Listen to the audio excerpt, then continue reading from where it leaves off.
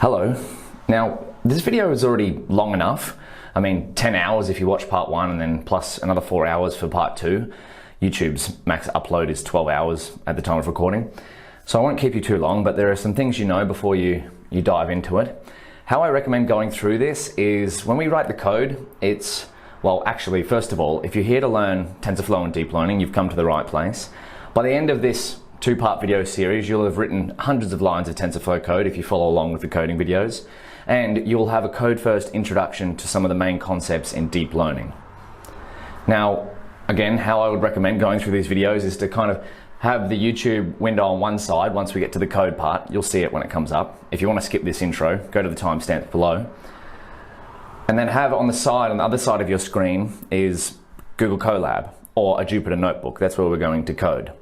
If you want all of the course materials, they're available on GitHub. There'll be links below for everything, by the way. And if you need to ask a question, go to the discussions tab on GitHub or leave a comment below. If you do have a question about anything to do with the video, whether it's on the GitHub discussions or YouTube comment, please leave a timestamp so that way I can check where you're referring to and then go to that point in the video and help you out from there. But without any further ado, get ready to write lots of TensorFlow code. Oh, and yeah, PS, I forgot this. This is part of a full course on TensorFlow and Deep Learning that I teach on zerotomastery.io. So if you like what you're going through in this video or in part 2, and you want to sign up to the full version, which covers a lot more materials in the order of 20 plus more hours of TensorFlow code and other specific parts of deep learning, there'll be a link to sign up in the description below. This is for real this time. Enjoy. All right. Are you ready? I hope you are, because we're about to learn deep learning with, wait for it, TensorFlow. Now we could go back. I want to watch that again. Deep learning with TensorFlow. Now, if you like that little animation, that's just a taste of what to come, because we're going to have lots of fun learning deep learning with TensorFlow. Now, if you're here for that, you might be asking yourself the question, what is deep learning?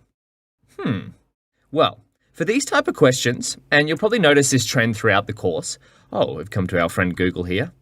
What is deep learning? Oh, there we go. A type of machine learning based on artificial neural networks in which multiple layers of processing are used to extract progressively higher level features from data. Whoa, there's a lot going on there. You might be thinking, Daniel, why did we go straight to Google at the beginning of this course?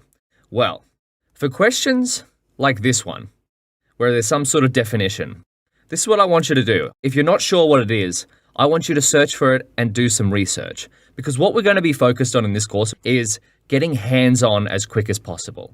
So we're going to be writing lots of code. So let's come into my definition of machine learning for this course. Machine learning is turning things, data, into numbers and finding patterns in those numbers. And you might be thinking again, now Daniel, I've signed up to this deep learning with TensorFlow course. Why have you got machine learning there? Well, we'll answer that question in a second. But in terms of finding patterns, how does this happen? Well, the computer does this part. How? Code and math. Now, we're going to be writing lots and lots of code to do this.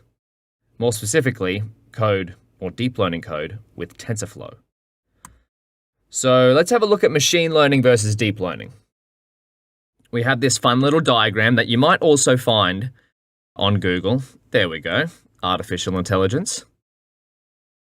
Artificial intelligence, machine learning, deep learning. There we go. Very similar one here. So if we have the broad field, that is artificial intelligence. So trying to get a computer to think for itself. And now if we have machine learning, which comes under artificial intelligence, remember the definition for machine learning from before was writing code for a computer to figure out patterns in data. Well, deep learning is usually considered a subfield of machine learning. And so this is about all you need to know for the time being. I mean, if you want to do your own research, what deep learning is, go ahead and do that. But again, with this course, we're going to be focused on getting hands-on writing deep learning code. So if we come here, what's the difference between traditional programming versus machine learning or deep learning programming.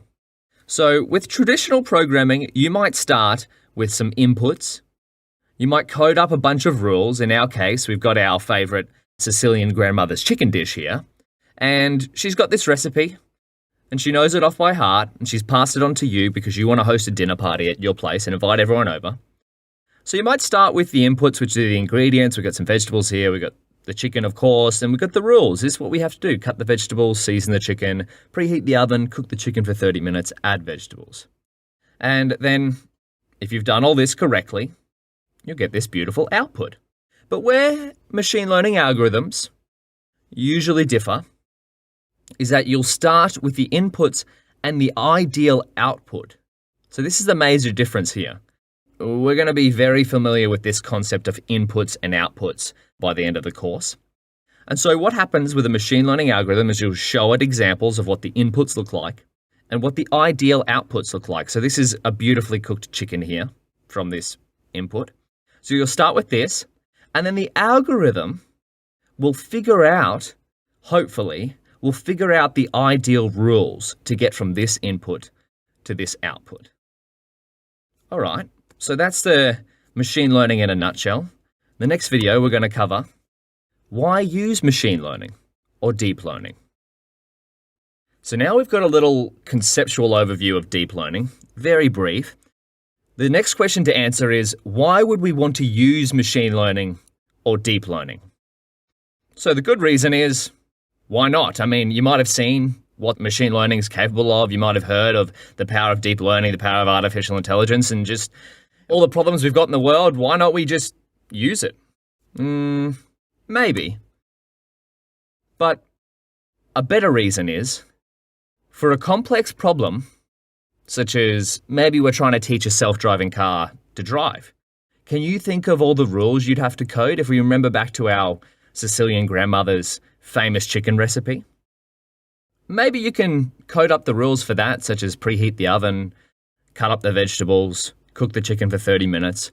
But in terms of self-driving car, when you go for a drive, do you think about the rules in your head, or do you just drive? You'd need stop signs, you'd need traffic lights, you'd need what to do for another car. You can imagine how that problem gets quite out of hand pretty quickly. So for a complex problem, can you think of all the rules? Probably not. And so I found this great comment on one of my YouTube videos here, the 2020 Machine Learning Roadmap. So be sure to check that out if you haven't checked it out. This is from Yashawi. I think you can use ML, so machine learning. If you see ML throughout this course, it's machine learning, for literally anything as long as you can convert it into numbers and program it to find patterns. Literally. It could be anything, any input or output. Oh, we've seen that again, input or output from the universe. Wow. Important piece to note here is as long as you can convert it into numbers. Now, again, if you're reading this and you're like, Daniel, this doesn't make sense. I've never experienced deep learning before. Don't worry. We're going to have plenty of practice throughout the course. But here's the exciting part. I think you can use ML for literally anything as long as you can convert it into numbers. I want you to keep that sentence in your head. However, when should you not use machine learning? If you can build a simple, rule-based system, or actually maybe not very simple if you're building a complex software product, that doesn't require machine learning, do that. Where's this come from? Well, this is from a very wise software engineer. It's actually Rule 1 of Google's Machine Learning Handbook. So this is our first external resource for the course. There's going to be a bunch of these, so don't worry. I'll link them to wherever you need them. So this is the rules of machine learning. Best practices for ML engineering. We're not going to go through this, but I'm going to link to this. If you want to read through this in your own time, feel free to do so. This is a very exhaustive resource to get you up to scratch on how Google thinks about using machine learning. So we'll come back. So yeah, if you think about using machine learning, but you think you can code up a simple rule-based system, you should probably do the rule-based system rather than machine learning. So what is deep learning good for? Problems with long lists of rules. So when the traditional approach fails, machine learning / deep learning, again, Whenever you see throughout this course machine learning / deep learning, you can kind of think of them as the same thing. May help. Continually changing environments. So if the problem you're trying to solve is constantly changing, I mean, the information you're dealing with is continually changing. The good thing about deep learning is that it can adapt to new scenarios. So if the problem you're working on changes, you can train another deep learning model on those changes. Discovering insights within large collections of data. So imagine the problem of trying to take photos of food and identify what's in that photo. Can you imagine trying to handcraft the rules for 101? So you just wanted to start with, you were building an app called 101 dishes. So you've got maybe spaghetti, ramen, steak, eggs, kale, coffee. Can you imagine trying to handcraft the rules for what 101 different kinds of food look like? I can't. Now, what is deep learning not good for? Typically, again, take this with a grain of salt because as you'll see, as you get deeper into your, pardon the pun, deeper into your deep learning journey, you'll see there are lots of ways, if you're stuck on a certain problem about what we're about to see on this slide, you can kind of formulate ways to circumvent that problem. When you need explainability. So the patterns learned by a deep learning model, again, we haven't seen these, but we will get familiar with them, are typically uninterpretable by a human. So if a deep learning model is finding lots of patterns in numbers, which we'll see throughout this course, typically those patterns are quite hard to interpret once you look at them. When the traditional approach is a better option, remember, if you can accomplish what you need with a simple rule-based system, you should probably do that. When errors are unacceptable. So since the outputs of a deep learning model aren't always predictable, meaning they may contain errors, maybe deep learning isn't your best option. If you need a software system to do the same thing every single time, potentially a non-deep learning based system is what you're after. And when you don't have much data, so deep learning models usually require a fairly large amount of data to produce great results. However, we'll see how to get great results without huge amounts of data. So as I said, typically not good for. There are ways to kind of try and circumvent these points here. So let's have a look again. Machine learning versus deep learning. So in terms of when to use machine learning versus deep learning, traditional machine learning algorithms have typically performed best on structured data. So what I mean by structured data is data or information you can find in an Excel spreadsheet or a Google Sheets. So you've got rows and you've got columns. So this is clearly row 2, for example. We've got car sales, we've got a make, we've got a color, we've got odometer, doors, and we've got a price. So maybe we want to build a deep learning model or a machine learning model to take these parameters here, which are often referred to as features. So columns, features, make, color, odometer, doors, and predict the price. Whereas deep learning typically performs better on unstructured data, such as natural language text, or in the case of we wanted to build our Food 101 application to take photos of food and identify what's in that food, or if we have a Wikipedia article talking about deep learning. So this is example of data that you could argue that there is structure to this picture. Like, I mean, you got a shape here, you got shapes there, and here you've got a sentence there, but it's certainly nowhere near as structured as what you find in an Excel spreadsheet. And then again, you could have something like voice, so sound waves. If we go here, we'll dig a little deeper into the structured versus unstructured data. Let's have a look at some of the most common algorithms you're going to come across in the machine learning and deep learning world. Of course, this slide only goes through just the names of the algorithms, but we're going to be getting hands-on with building some of the most common deep learning algorithms you see coming up in a minute. So on the machine learning side of things, you might have the random forest, the naive Bayes, nearest neighbor, support vector machine, and many more. And since the advent of deep learning, these algorithms here are often referred to as shallow algorithms. Now, what that means for now is not too important. I just want you to start getting familiar with some of the terms you're going to hear in the machine learning and deep learning world. So when they come up, you're not going, wow, what does this mean? Now, on the deep learning side of things, we have neural networks, fully connected neural networks, convolutional neural networks, recurrent neural networks, and the transformer architecture is a fairly new one that's only come out in the last couple of years. And for this course, we're going to be focused on building these 4 types of neural networks here with TensorFlow. These are kind of like the bedrock type neural networks, the ones that a deep learning field over the past decade or so has been built on top of. And again, if we're looking at through the structured data versus unstructured data paradigm, these algorithms here, the machine learning algorithms, are typically better performing on structured data, whereas neural network type architectures are typically better performing on unstructured data.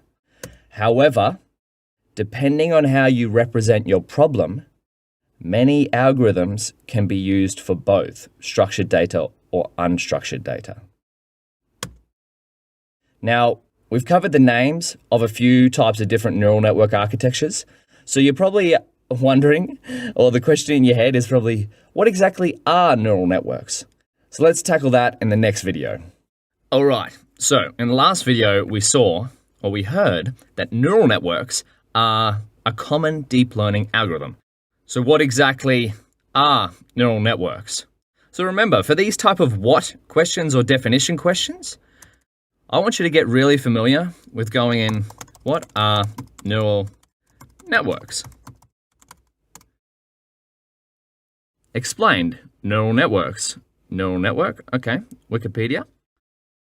These are generally quite wordy definitions. A neural network is a network of circuit or neurons, or in a modern sense, an artificial neural network composed of artificial neurons or nodes. So you might get diagrams like this. And so that's just a one-sentence definition, but let's have a look of an overview of what neural networks are. So we might start with some data here, whether it be images of food or some natural language text or some sound waves like what's going into the microphone here. And then if we want to use that data with a neural network, we're going to have to somehow turn this into numbers. So this is called a numerical encoding. There are many different names for it, but we're going to treat this as a numerical encoding.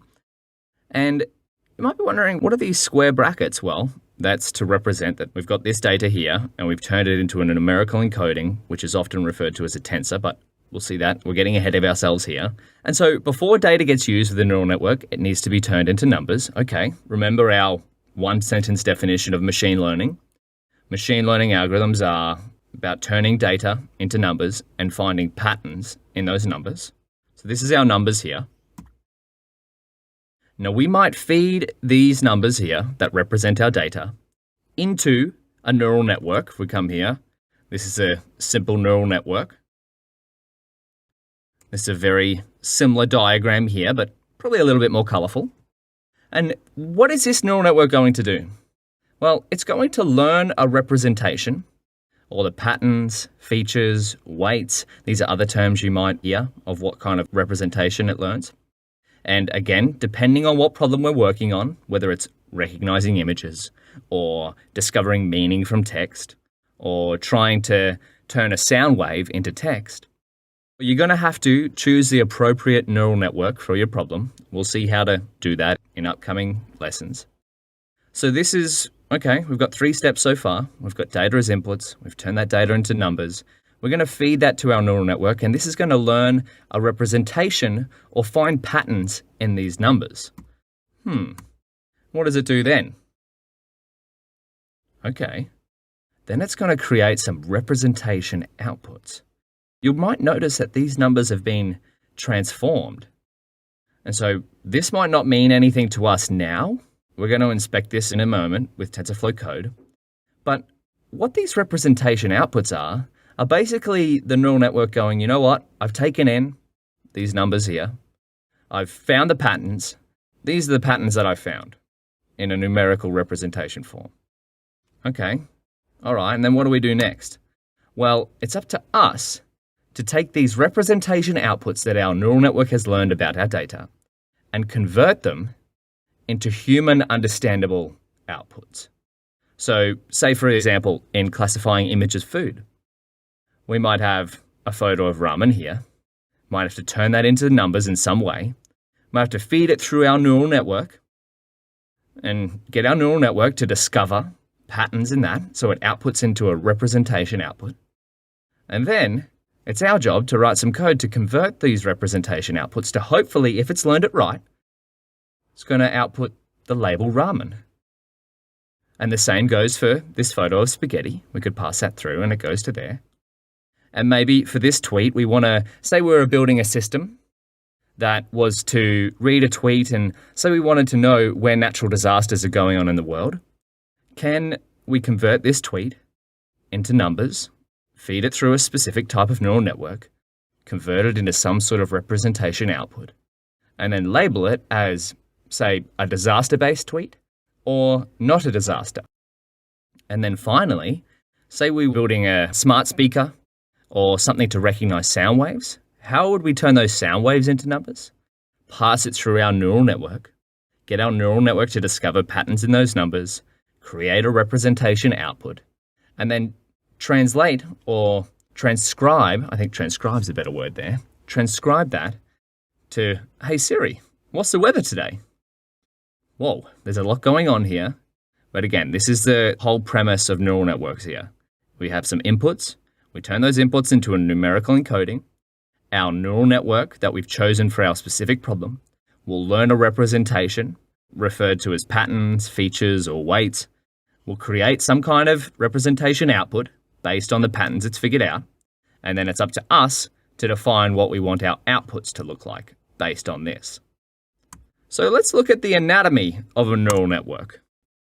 So if we have it here, the first layer of a neural network is referred to as the input layer. So when you see diagrams like this is actually a very common diagram of what a neural network is. If we go here, neural network, back, what are neural networks? There we go. So we have inputs, something in the middle, outputs. Remember in our previous slide, our input, the data goes in here. In this case, this would be labeled with, these are two hidden neurons. Again, we're going to get very familiar with these terms as we keep going. And in the middle here, there's hidden layers. You'll notice this is a plural. So usually there's one input layer, or depending on what data you work with, you might have multiple input layers. Hidden layers, this can be an arbitrary amount of layers. So you could have one hidden layer, or you could have 152 hidden layers. So these hidden layers learn the patterns in the data.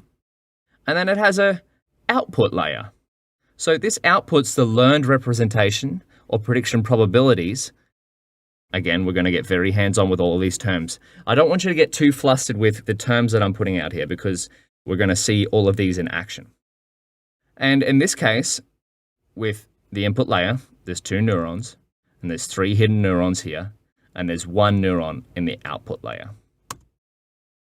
And I want to put a little tidbit here, is that when I say learns patterns in data, it's kind of an arbitrary term because you're going to hear lots and lots of jargon and different terms for different things in machine learning.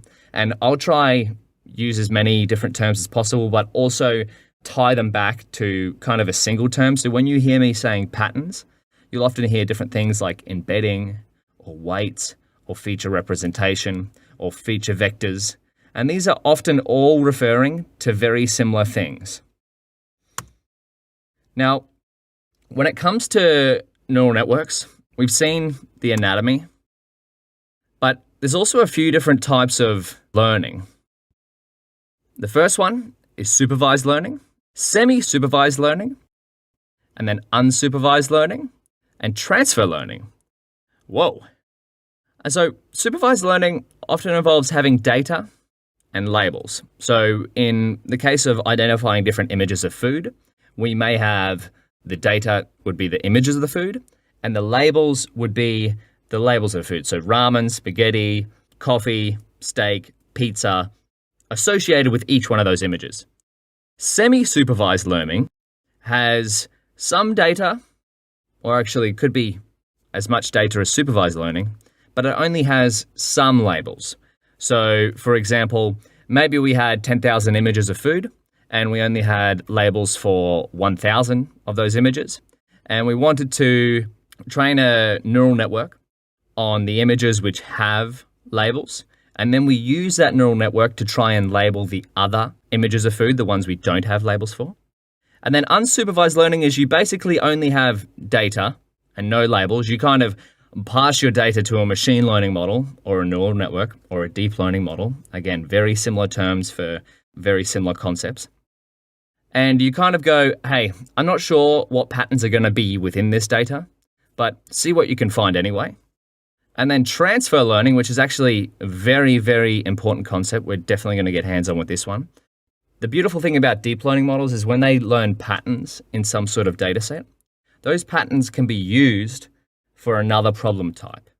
So transfer learning would be taking what one deep learning model has learned on some set of data and then using it in another problem on another set of data.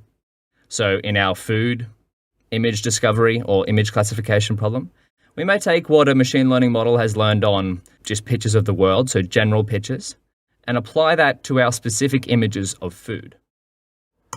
Now, in terms of this course, we're going to be writing lots of code to do supervised learning and transfer learning. But again, the premise of what we're doing, starting with inputs, turning that into numbers, and then having some sort of algorithm go through those numbers, find patterns, create outputs, can also be used for these other two types of learning here. All right, so now we've heard a little bit about deep learning, we've heard about neural networks. What is deep learning actually used for? Now, what is deep learning actually used for? Well, we'll return back to this comment we saw before, because this is actually a beautiful comment. Thank you very much, Yashui. Hopefully I'm saying that right. I think you can use ML for literally anything as long as you can convert it into numbers and program it to find patterns. Literally, it could be anything, any input or output. Again, lots of emphasis on input or output from the universe.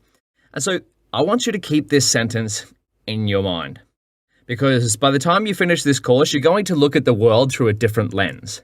I mean, you're going to walk down the street and you're going to wonder, how could I represent this experience that I'm having in numbers and then program a machine learning algorithm or a deep learning algorithm to find patterns in those numbers?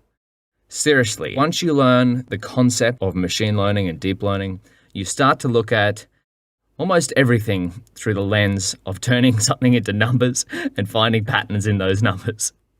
Now, let's have a look at some common deep learning use cases that you've probably experienced in your day-to-day life. So the first one is recommendation, translation, speech recognition, computer vision, natural language processing. Again, emphasis on some here because there's many more, but these are some of the main ones. So the recommendation here, this is my YouTube home screen. We've got some programming videos. We've got a video of my friend's YouTube channel, an interview from Peter Norvig, one of the heroes of artificial intelligence, some RuneScape videos, because that was a game I love to play, jiu-jitsu, some bodybuilding, oh my goodness, more hacking videos. So I can safely say YouTube has learned me pretty well. And now this is based off, again, my history of the things I've watched on YouTube. And so if YouTube has all of that information, it can go, you know what, Daniel, I've seen 100 different people, or maybe in the case of YouTube, there's actually close to, I think, over 1 billion users on YouTube. Maybe there's 100,000 people out there like me. And they're like, you know what, you've watched programming videos, so we're going to show you this one. And you're interested in the movie Her, great movie, by the way. We're going to show you this soundtrack based on the patterns that we found in everyone else's YouTube browsing history. And then in the case of translation, we might have some language here. This is English, the language that I speak. And if I wanted to speak Spanish, I'm not even going to pretend that I can pronounce that. I can type in my sentence here, deep learning is epic. And then Google will run a deep learning algorithm to figure out the patterns in this English sentence and translate that into Spanish. So if you're a Spanish speaker out there, you can tell me or send me a message of how accurate this translation actually is. In the case of speech recognition, we may have some sound waves, again, like what I'm saying here. And when I find out from Siri, it's like, hey, who's the biggest big dog of them all? And so deep learning probably go through that sound wave and transcribe it into this sentence here. Computer vision, actually, this image is a bit painful for me. because this is actually from some security footage from one of my neighbors. You see this car here? If I had a computer vision algorithm that was running on this security camera, maybe I could pick up this car or found the license plate, because this car, actually, the trailer, it had a trailer on the back. The trailer came off as it was driving past my car on the street, and the trailer hit my car and basically totaled the whole car. So now I need to find a new car, and this was the car that did it. So if their security footage had a computer vision algorithm, maybe we could have found it. So I'm still on the investigation for that, but that's one use case computer vision can be used for. So again, a deep learning algorithm may take the pixels of this image, find the patterns and go, you know what? I've seen a car that looks like this before. Maybe it's a Toyota Hilux that you're looking for. Anyway, we'll leave that problem there before I get too upset. I really loved my car. And the other one is natural language processing. So maybe taking in an email, you got your text here. So unstructured text here. Hey, Daniel, this deep learning course is incredible. Oh, thank you so much. I can't wait to use what I've learned. I hope you send me a lot of these type of emails here. That is my actual email address, so feel free to send me whatever you want. And this is not spam, so this is something I want to see in my inbox. But if you're sending me messages like, hey, Daniel, congratulations, you win, that is a big number. I'm not going to pretend that I can read that out loud without slowly deducing how many zeros there are. That's spam, so I don't want this in my inbox. I want a natural language processing algorithm, a deep learning algorithm, to put that in my spam box. And so if we dive a bit deeper, you might see these referred to as sequence to sequence, or sec to sec for short, deep learning problems.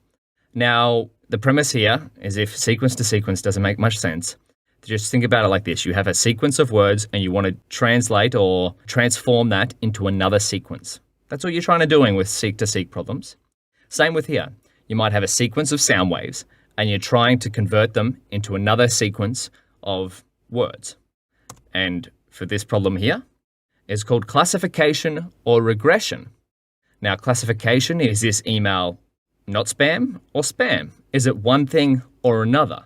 There's also multi-class classification, but we'll get onto that in a second. And then regression, you might be wondering, hey, Daniel, I've heard regression is more so for predicting a number. Yes, well, in this case, in our computer vision problem, our numbers might be the pixel coordinates of where the corner of this box should be. So maybe we start with an image that doesn't have a box on here, and then our computer vision algorithm looks over it, or our object detection algorithm looks over it, and goes, you know what? I think the car is most likely in the box here. So maybe that's 50 pixels in from the x-axis and 60 pixels down from the y-axis there. And so that's that corner, and then it does the same for each other corner. Now, I want to show you another phenomenal use case for deep learning that only just recently happened. So if we go here, now you could also just go deep learning use cases, and you're going to get a whole bunch of different ones. There we go, automatic speech recognition, image recognition, natural language processing. But there's one I'm specifically looking for. Now this is DeepMind. Deep stands for deep learning. Now this is a deep learning research company. Boom, AlphaFold, a solution to a 50-year-old grand challenge in biology. I'm not going to go too much into this, but this is possibly one of the biggest breakthroughs in AI, powered by deep learning, as well as, oh, do I want cookies? Fine, I'll have the cookies, as long as they're delicious. Now, do we have deep learning here? Here we go. Now, new deep learning architectures we've developed have driven changes in our methods for CASP14, enabling us to achieve unparalleled levels of accuracy. Again, I'm not going to go too deep into this, but this is the type of, I believe they've used a deep learning algorithm. This is actually brand new, to figure out how a protein should fold. Now again, I haven't read up on the research here, but this is just the type of things that deep learning can be used for. If you remember the comment we looked at before, the YouTube comment, I think you can use ML for literally anything as long as you can convert it into numbers and program it to find patterns. So that's what DeepMind have done. They've taken proteins, turned them into some sort of numerical representation, crafted a deep learning architecture to find patterns in those proteins. So this just blows my mind. As I said, by the time you finish this course, you're going to have a new lens on the world. So we've seen what deep learning can be used for. How can we write these deep learning algorithms? So this is where TensorFlow, that's worthy of seeing again, TensorFlow comes in. So in the next video, let's figure out what TensorFlow is. We've seen that deep learning can be used for a range of different problems, including how deep learning architectures are now figuring out the protein folding problem. In other words, finding patterns in proteins. I mean, proteins is in the building blocks of you and I. So if proteins are the building blocks of you and I and deep learning is finding out patterns in that, how might we create such deep learning architectures? And if you see deep learning architecture, deep learning model is kind of another word that you can substitute in here for architecture. So when you see deep learning architecture, you can think deep learning model. And when you think deep learning model, you can think deep learning architecture. So how might we build such a thing? Now, this is kind of a segue to TensorFlow. The TensorFlow is going to help us build deep learning architectures or deep learning models. And now, of course, naturally, you're probably asking, well, what is TensorFlow? Let's figure this out. TensorFlow is an end-to-end machine learning platform. You can write fast deep learning code in Python, which is the language we're going to be using, / other accessible language such as JavaScript. And when you write that fast deep learning code using TensorFlow, that code is able to run on a GPU, which is a graphics processing unit, / TPU, which is a tensor processing unit, hence TensorFlow. We're going to see the significance of that in a moment. With TensorFlow, you're also able to access many pre-built deep learning models. When we saw types of learning, transfer learning is where you'll use a pre-built deep learning model. In other words, leveraging the patterns that one deep learning model has learned on another problem to your own problem. We'll see how we can use TensorFlow Hub to do that, which is a TensorFlow resource. Now, it's the whole stack. This is a follow-on from this point here. TensorFlow allows you to pre-process data. In other words, turn that data into numbers, model that data. In other words, build a neural network to find patterns in that data, and then deploy your model into your application. So depending on what you're building, you might want to take the deep learning model, such as in the case of our security recognition system, if we wanted to identify different types of cars, we might want to take our computer vision model and deploy it into our security camera and use that to detect cars that have maybe crashed into other cars. In my case, again, you can probably hear the sadness in my voice. It makes me emotional when I talk about my poor little car. And it was originally designed and used in-house by Google, one of the largest internet companies in the world right now that basically machine learning runs everything that they do, machine learning and deep learning. And it's now open source, which means we can leverage the tools that Google use to work on our own problems. So that's a bit of an idea of what TensorFlow is, but why TensorFlow?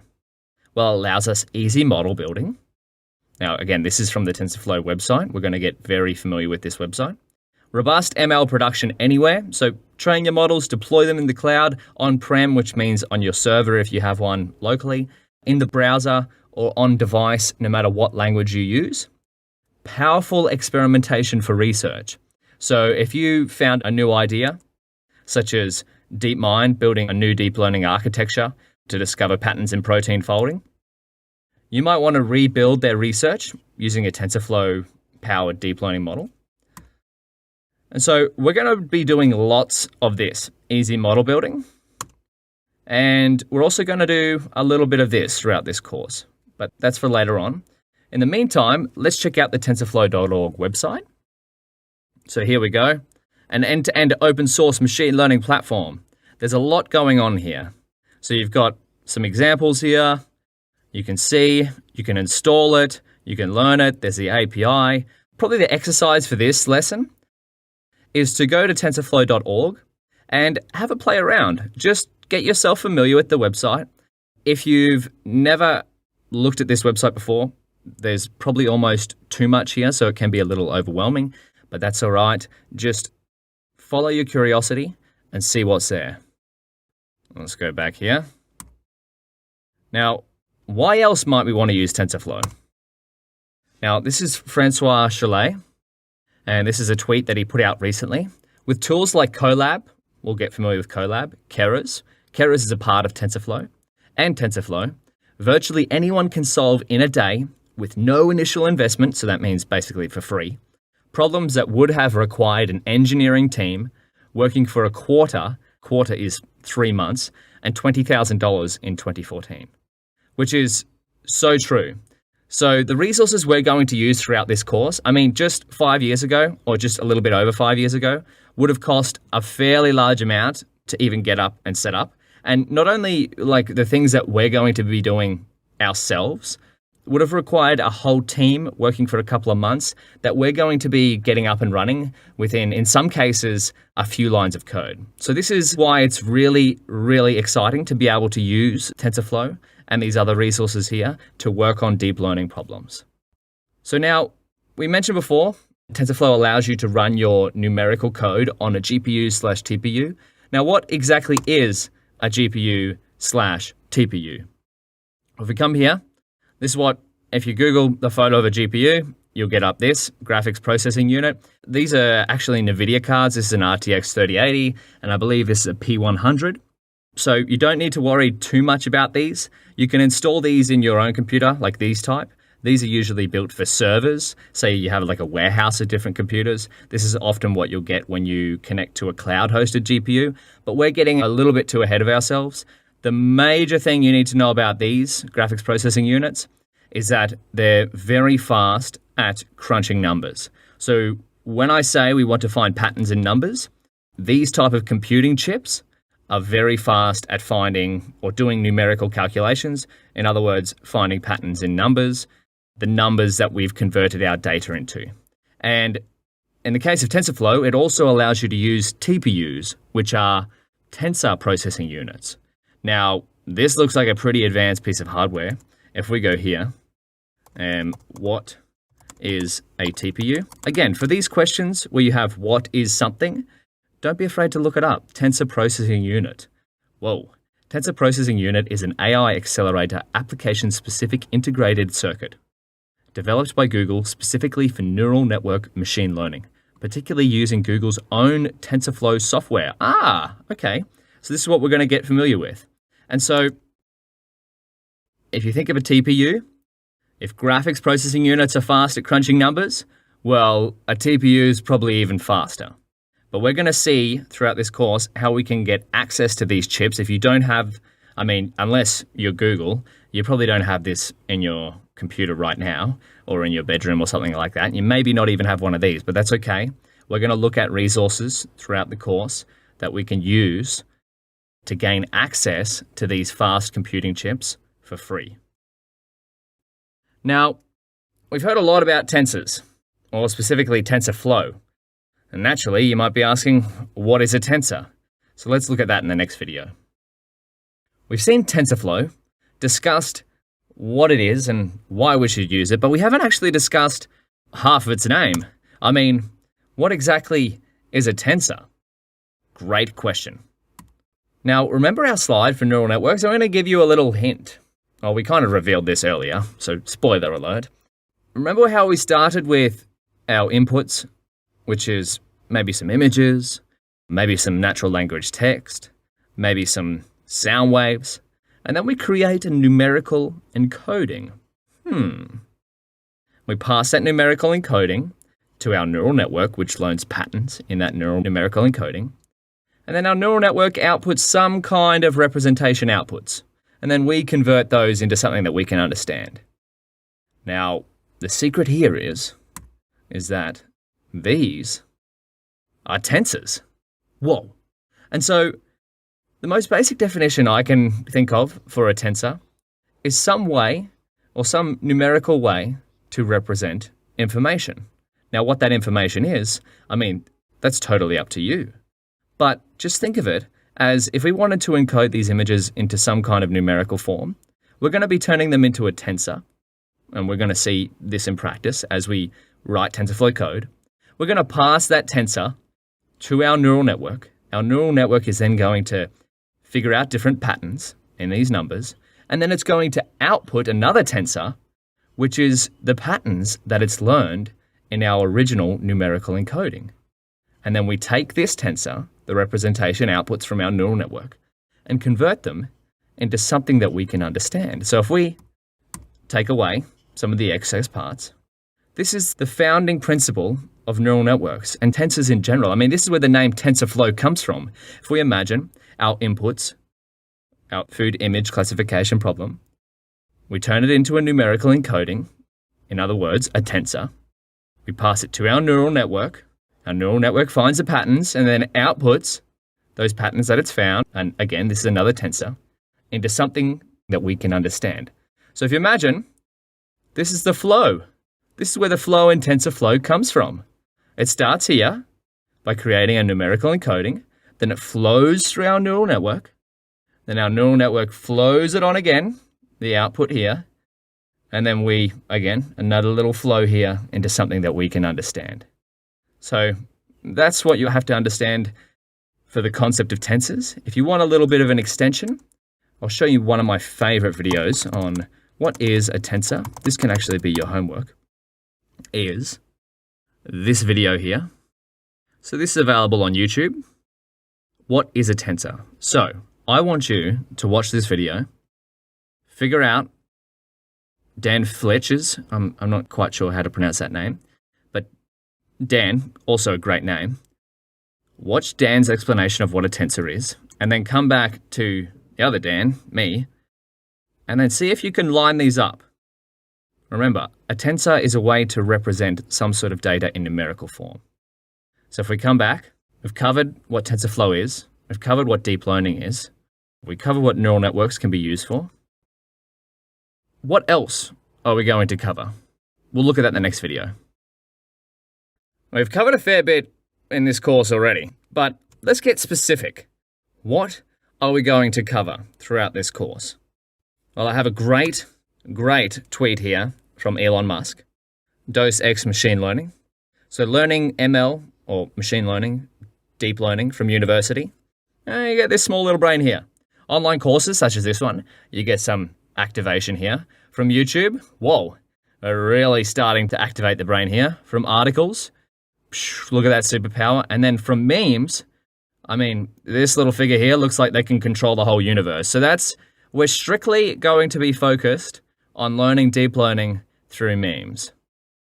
No, I'm kidding. As fun as that is, here's what we're going to cover. Now, this is pretty broad, but this is just like sort of a list of the topics we're going to look at.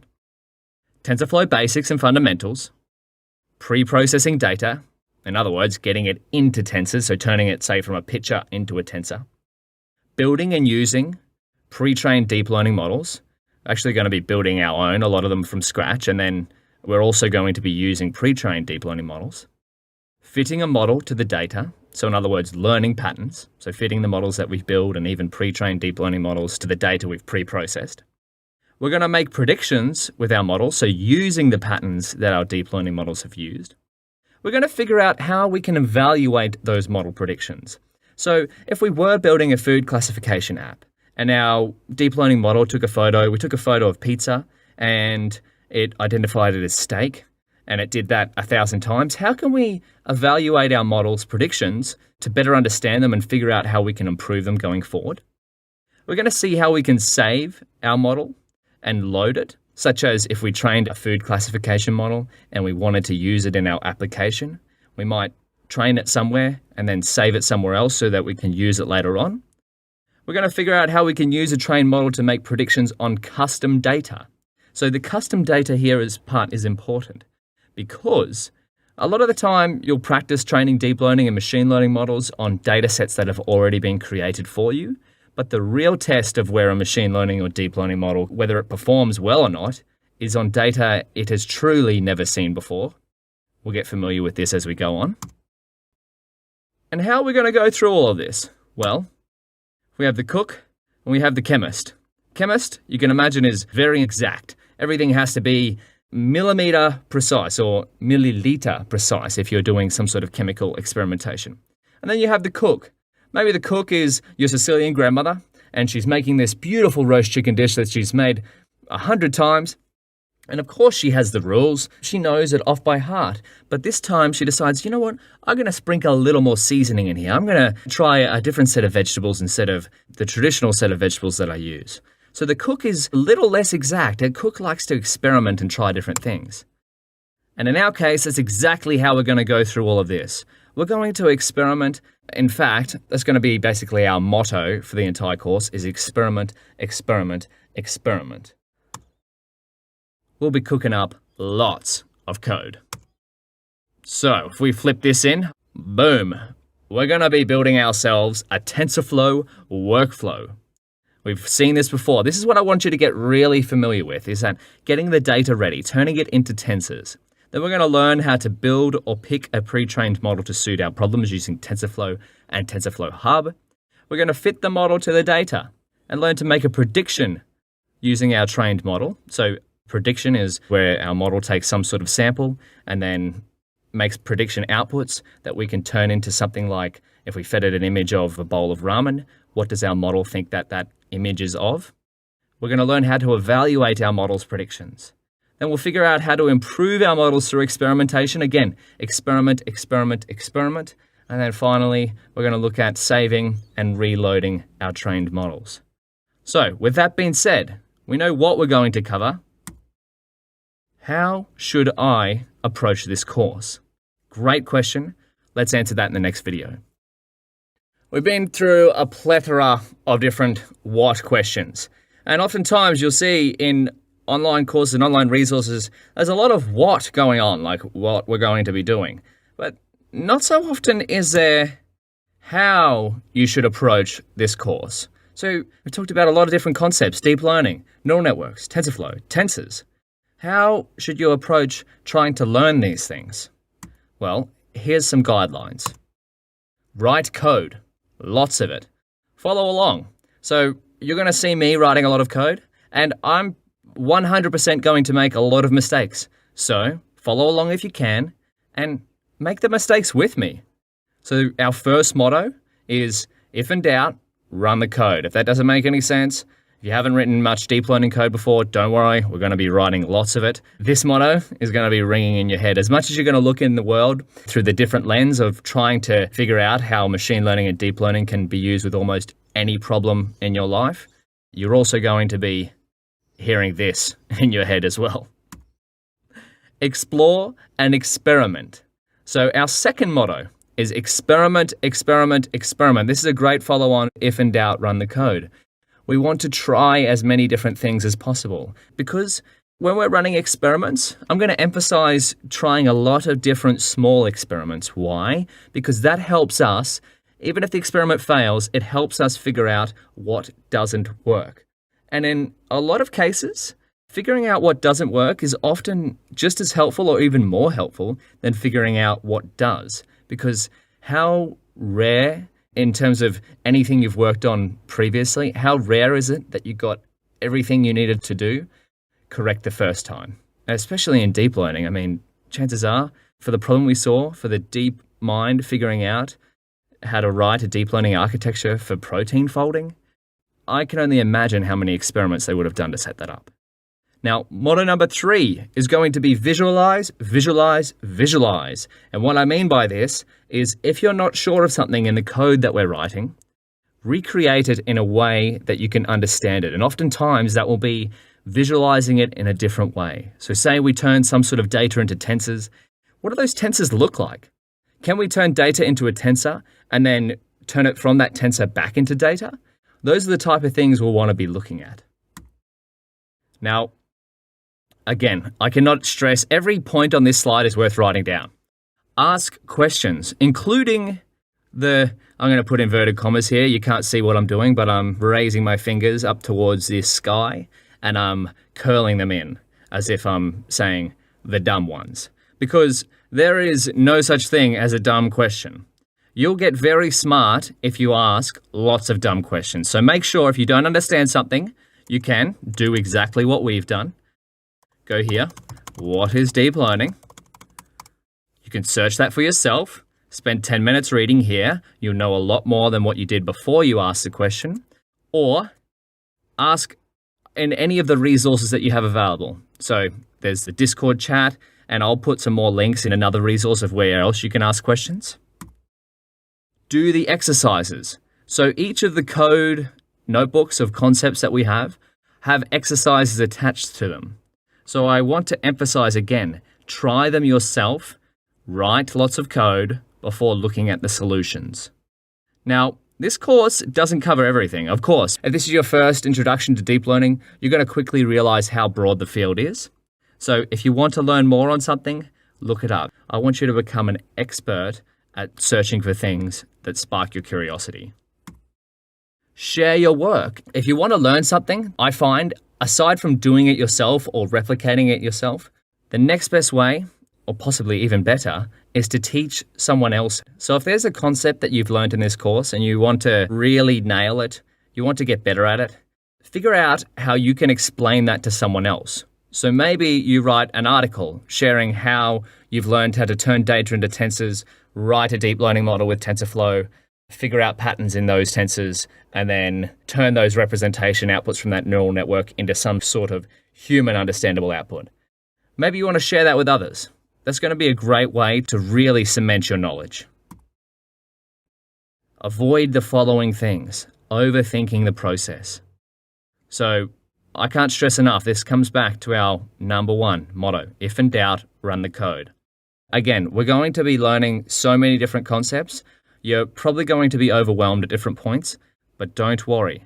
Everyone who's learned anything has gone through the trouble of basically creating new patterns in their brain to understand the new concept that they're learning. So if you're overthinking the process, you're going to hold yourself back. And avoid the I can't learn it mentality. That's bullshit. You can learn it. All right, enough talking. I love that fire. Let's do it again. Let's code. We've got an overview of deep learning. We've got an overview of TensorFlow and tensors. It's time to get hands-on. This is very exciting. So I'm going to open up my web browser. This is the tool we're going to be using throughout basically the entire course, is Google Colab. So if we come here to colab.research.google.com. If you're unfamiliar with Google Colab, check out the Colab overview, or if you just go to colab.research.google.com, you can go to the examples tab here, and you can open up a whole bunch of different tutorials to go through and learn about Google Colab. If you're just starting out, I'd check out Overview of Collaboratory Features or the Markdown Guide. But as I said, if you want another overview, check out the overview video because we're going to be using Colab a whole bunch throughout this course. So let's get started. I'm going to open up a new notebook here because we're going to, I don't know if you can hear that, but I'm rubbing my hands together because I'm so excited. We're going to get hands-on with TensorFlow. So some of the most fundamental functions of TensorFlow. And let's give our notebook a title here. So let's go 00 TensorFlow Fundamentals. The reason I'm doing 00 at the start is because we're going to, by the end of this course, have probably about 10 or so of these notebooks. So the 00 at the front just lets us know what order they come in. So TensorFlow Fundamentals. And now let's put in here, in this notebook, we're going to cover some of the most fundamental concepts of tensors using TensorFlow. Beautiful. And we can put a little hashtag at the front. And then what I did there was I did Command MM and turned it into a markdown cell. And then if I press Shift and Enter, we get another code cell here. Beautiful. And so to enable us to write code, we're going to have to connect here. So just press the Connect tab there. And let's get a little outline of what we're actually going to do. So more specifically, this is what I do with most of my notebooks. Whenever I come to something before writing code, you're going to hear me say write code as much as possible. But I just like to give myself a little bit of an outline so I know the direction of where I'm heading. So we're going to cover, what do we have? Introduction to tensors. We might as well get some information from tensors. If none of this makes sense, don't worry. We're going to code it up by hand. Manipulating tensors. So changing the information that's stored within tensors. And then we're going to go tensors and NumPy. If you've ever used NumPy, TensorFlow you'll find has very, very similar features to NumPy. using at TF function, which is a way to speed up your regular Python functions in TensorFlow. Because remember, the whole premise of using TensorFlow is so that we can use GPUs with TensorFlow or TPUs to do faster numerical computing. That's what we're after here. And at the end, we're going to have a few exercises to try for yourself. Alrighty, let's just jump straight in. I'm going to put another little heading here. Introduction to tensors. And then I'm going to press Command MM to turn that into Markdown. Now for another cell here, I'm going to press Command MB. Oh, I didn't press Escape while I had this cell highlighted. So Escape, Command MB will give me a new cell. Now I'm saying Command, however, if you're on Windows, it's probably Control. Because I'm on a Mac, it's Command for me. So the first thing to do is to use TensorFlow is that we have to import TensorFlow. Now, I want you to try and follow along as much as you can with these videos, right? When I'm writing code, I want you to be writing code by my side. It's like we're partner coders here. And if you can't keep up because I'm writing a little bit too fast, that's all right. I've had a lot of practice writing TensorFlow code. And so, again, I've spelled TensorFlow wrong. Maybe you catch my errors before I do. If you need to slow down the video or watch something again, that's perfectly fine. I'm probably going to need to slow down my code so I don't write as many typos. So this is how we're going to import TensorFlow. TensorFlow becomes the alias TF in Python. TF is basically universal. You can put it as what you want, but use TF, trust me. And then I'm going to use print TF dot double underscore here, version, to check what version of TensorFlow we're using. If you're using Google Colab, you should be using TensorFlow 2 point something. I'm currently using 2.3.0. By the time you watch this video, there may be a newer version of TensorFlow, but everything that we do in this fundamentals notebook should still work perfectly fine. So look at that. We've already got TensorFlow ready to go. Now let's jump in and create our first tensor. Creating tensors with TF constant. Now you're going to see there's a few different ways to create tensors, but in general, you actually probably won't create many tensors yourself. This is because TensorFlow has many built-in modules, as we'll get familiar with throughout the course, such as tf.io and tf.data, which are able to read in your data sources, such as if you had a whole bunch of different images, and automatically convert them into tensors, as long as you write the code for that, that is. And then later on, our neural network models will process these tensors for us. But for now, we want to get familiar with tensors themselves, so let's start creating tensors. And what I've written here is the word scalar, which you might not be familiar with for now, but that's all right. We will learn what that is. Beautiful. So when we create a tensor with tf.constant, we get this. We return this. It says tf.tensor. It has a shape that's empty. The data type is int32. And in NumPy, this value is 7. So again, NumPy and TensorFlow are quite intertwined. Now, if we want to get the information or the doc string for what this function is, in Google Colab, you can press Command-Shift-Space. If you're on Windows, it may be Control-Shift-Space whilst you're in the function. And here we go. Creates a constant tensor from a tensor-like object. Or, if we just wanted to search, TensorFlow tf.constant. This is what I want you to get really familiar with, is just searching up something like this, and then going into the documentation. tf.constant, yes, creates a tensor, a constant tensor from a tensor-like object. All right. And then we go here, example use cases. So oftentimes, if I'm not familiar with something in TensorFlow, I'll just search it up like this.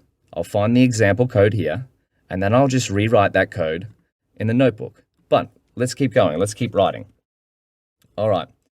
How about we check the number of dimensions of a tensor? This is another important concept that we're going to get familiar with as we go along. So ndim stands for number of dimensions. You might be wondering, Daniel, what's ndim?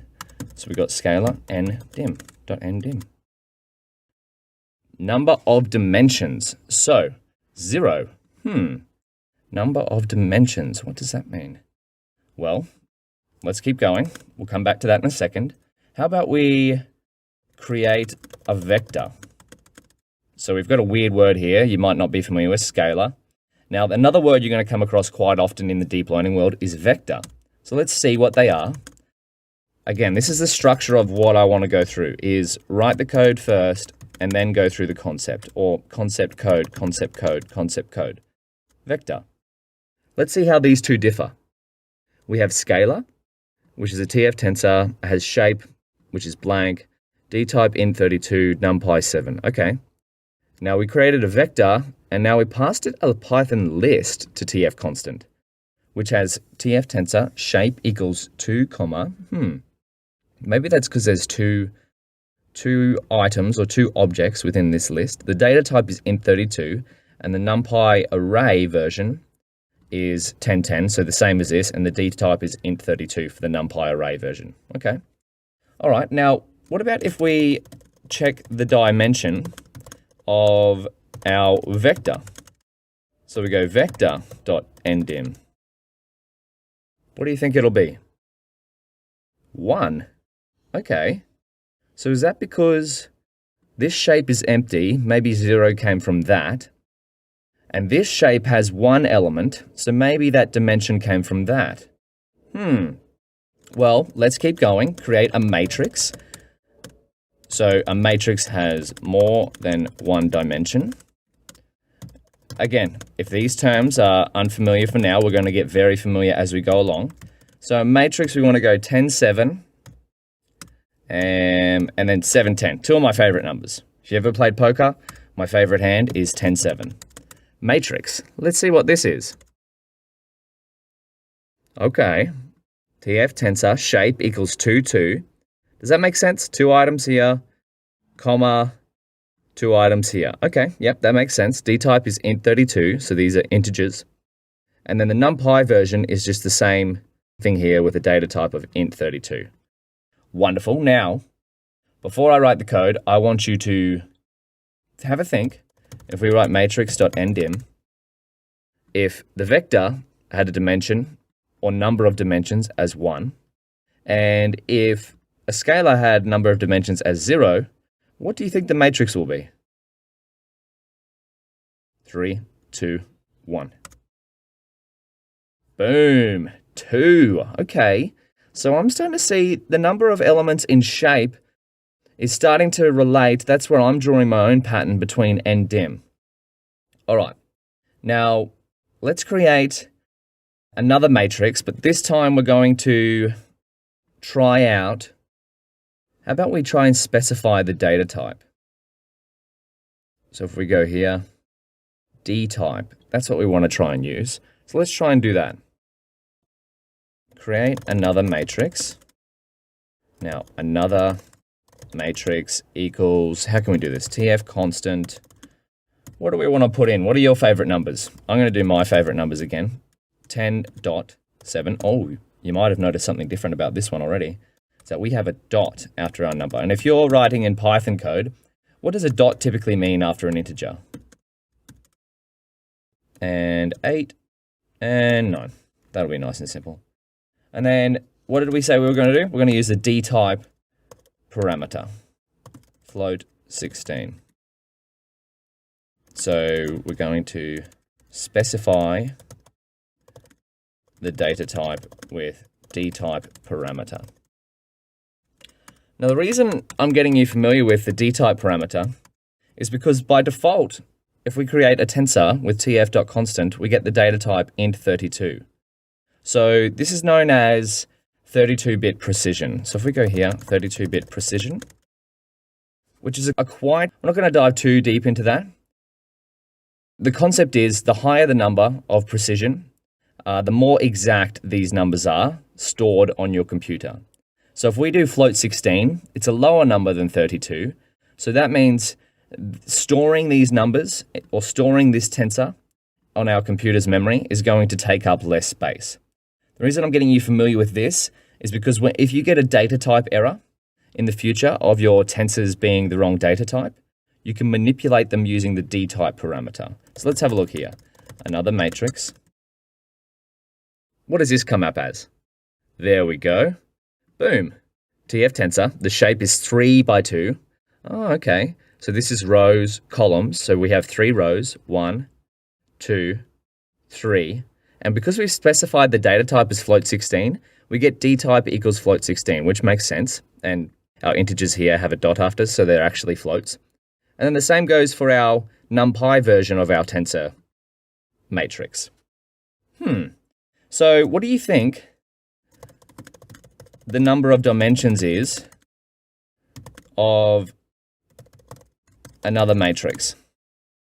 So if we come back up here, what was our number of dimensions of our matrix here? And our vector and our scalar. We've just created another matrix. If we were to go another matrix dot ndim, what do you think the output would be based on the shape here? Let's find out. Boom, it's still 2. So even though the shape here is different, the total number of dimensions, which is the element, I'm really starting to notice a pattern here. The total number of dimensions is how many elements is in the shape. Okay, I've got that down. How about why don't we see, how might we increase this number of dimensions? I know how we can do it. Let's create a tensor. So typically with this nomenclature, a scalar will have no dimensions, a vector will have 1 dimension, a matrix will have 2 dimensions, and a tensor will have, we'll see what that has. Let's go tensor. Can't reveal all my tricks before we try and code them out. Remember, if in doubt, code it out.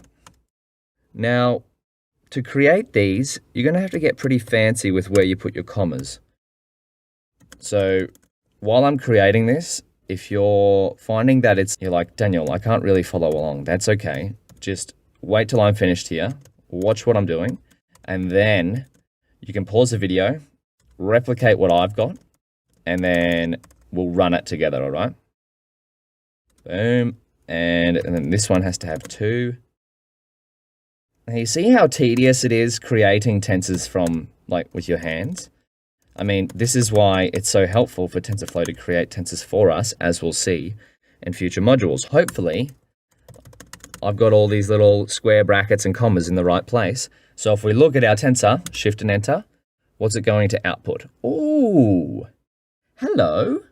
We have how many more elements in the shape? We have an extra one. Okay, so there's 3. So 1, 2, 3, yes, 2. So 1, 2, and then 3 again. 1, 2, 3.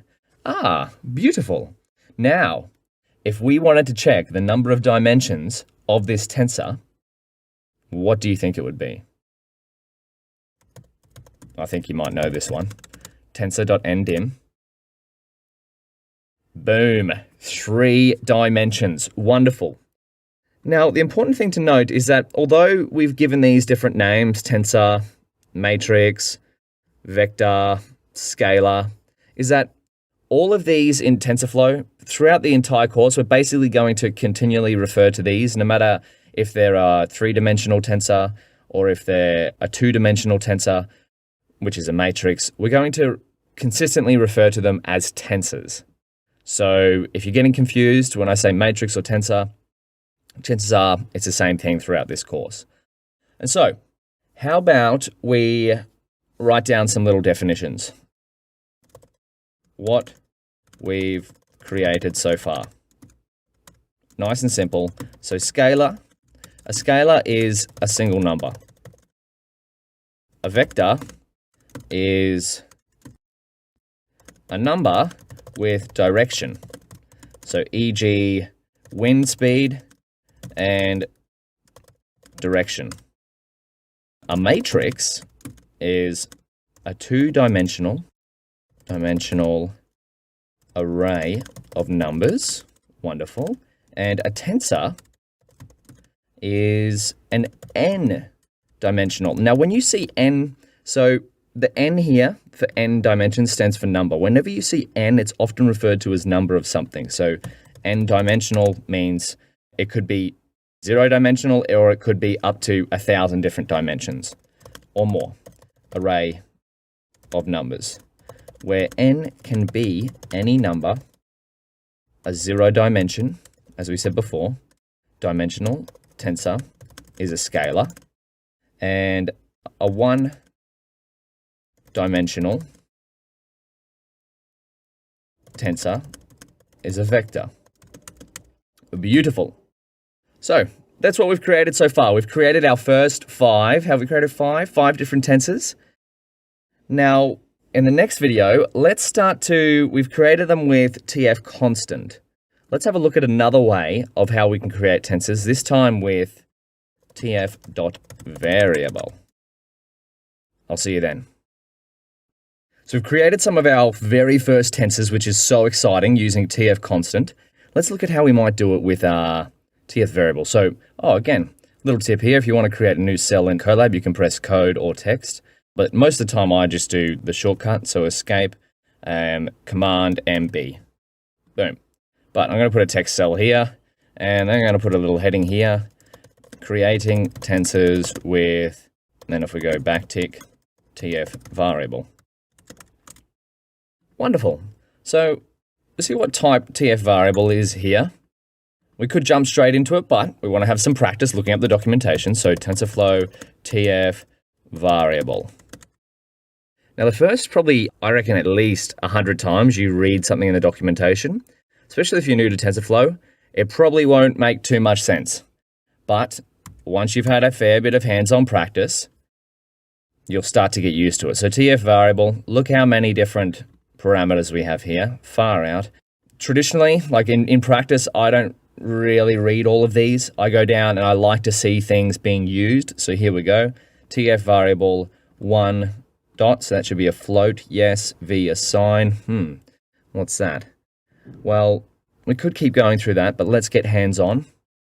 Again, if you want more about something from TensorFlow, look it up in the documentation, come through these code examples, write them out for yourself, and just check what the inputs and outputs are of the code that you're writing. So let's go back. TF.variable. How might we create the same tensor with TF variable as above?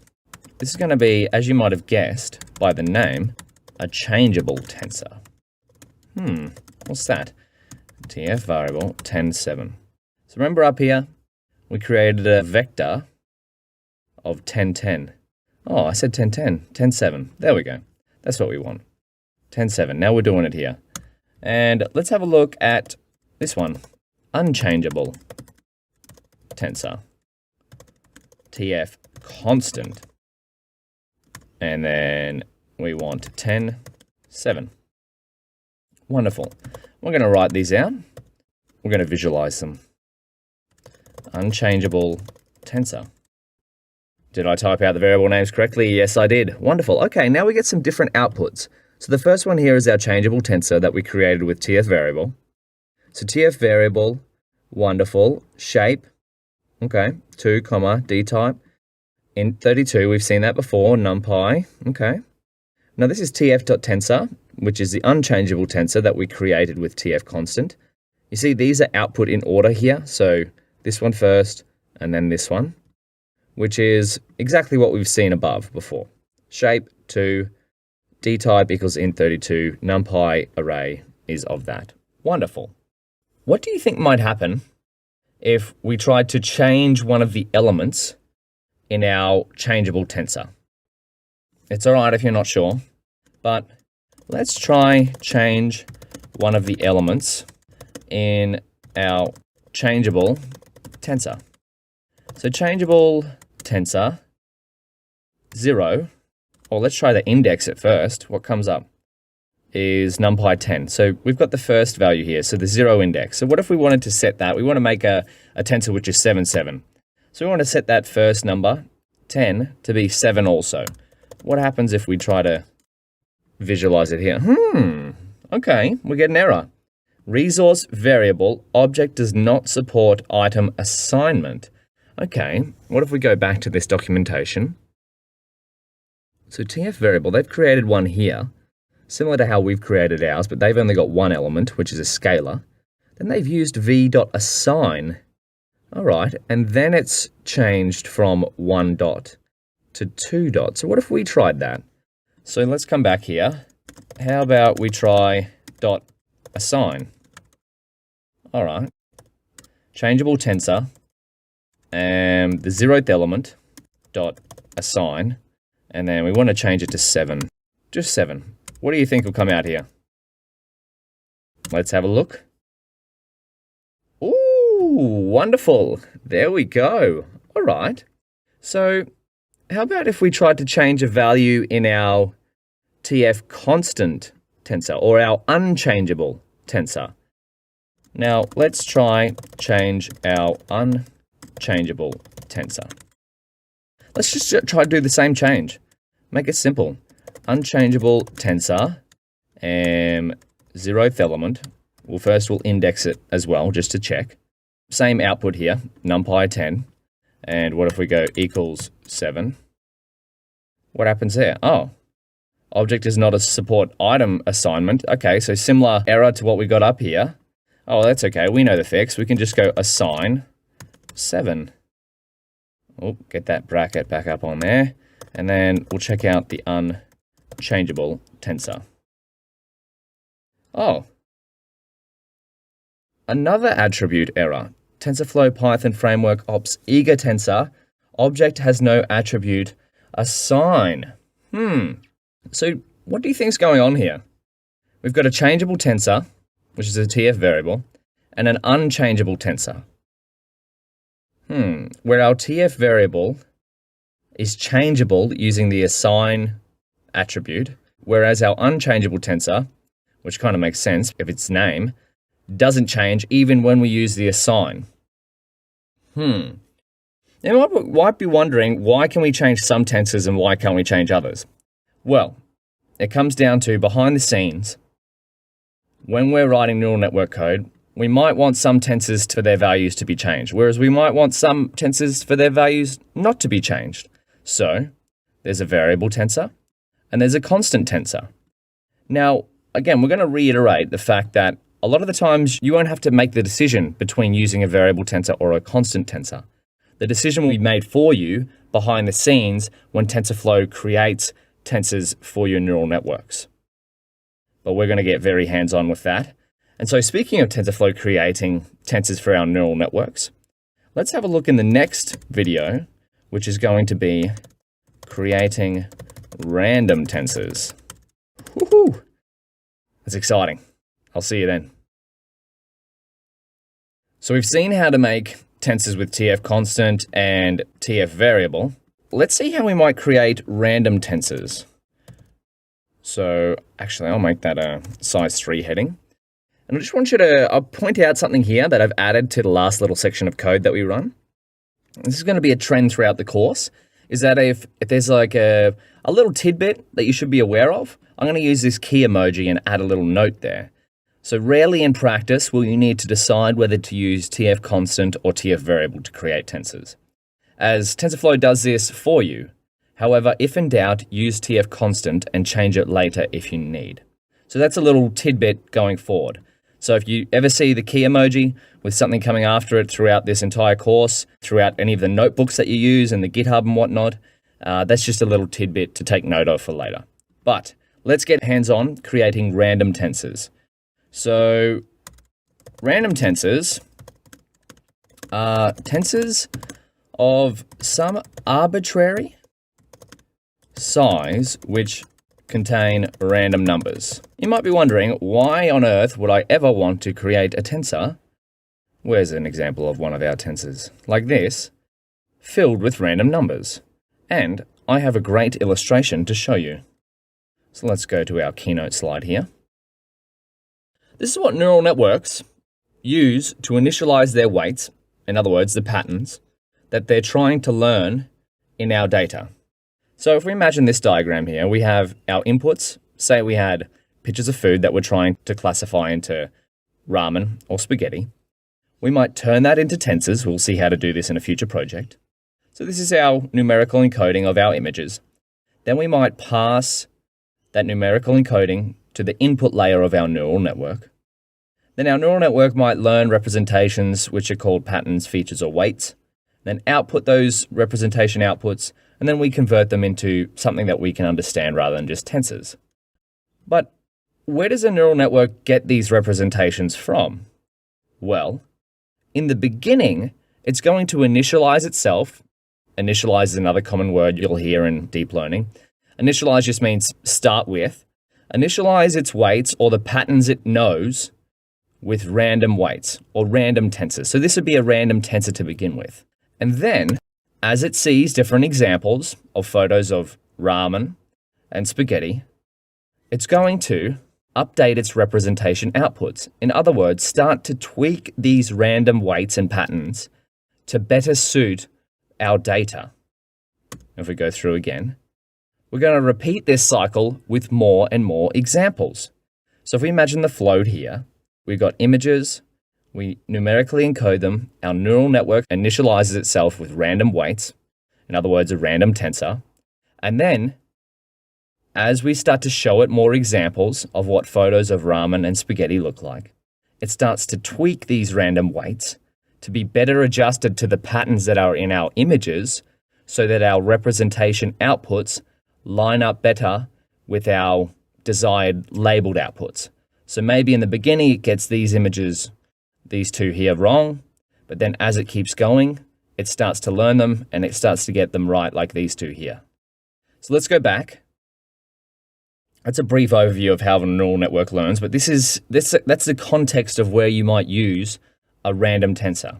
So how might we create a random tensor? So let's create two random but the same tensors. Now, before we even write any code, we go how to create random tensors with TensorFlow. TensorFlow.random.uniform. Wonderful. So we could go through that, or we could start to write the code. Seriously, when I don't know something, that is the type of search that I will put into Google and look up. As much as I'm trying to teach you TensorFlow itself, I'm trying to teach you how to search for answers to solve your own problems. Because at the end of the day, I can only show you so much.